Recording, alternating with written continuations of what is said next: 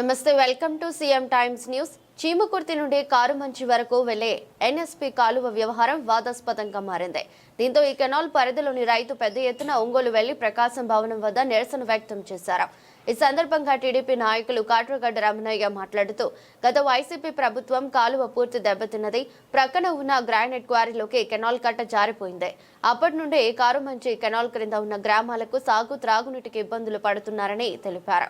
ఈ కెనాల్ మరమ్మతులకు నిధులు మంజూరయ్యాయి కనుక కాలువ గతంలో ఉన్న యథాస్థితిలో మరలా కాలువ నిర్మాణం జరగాలని రైతులు కోరుతున్నట్లు రమణయ్య తెలిపారు. అనంతరం జిల్లా జాయింట్ కలెక్టర్ ఆర్ గోపాలకృష్ణను కలిసి ఆర్జీ ఇవ్వడం జరిగింది.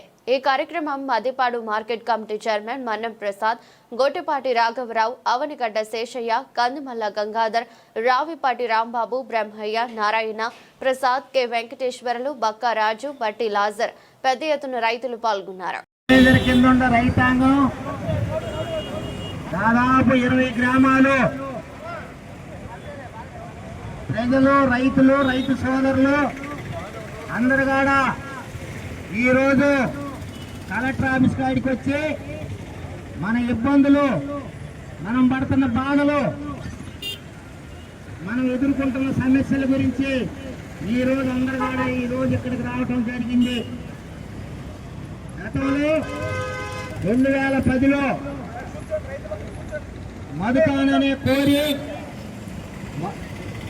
మధుకాననే కోరి ఓనరు కారుమంచి కాలువ కాడ బఫర్ జోన్ వదిలిపెట్టకుండా కాలువ కింద రాయి ఉందని చెప్పి సుమారు 20 అడుగులు ఎన్ఎస్పి కాలువలో కట్టలోకి వచ్చి తొలుకొని పోవటం జరిగింది.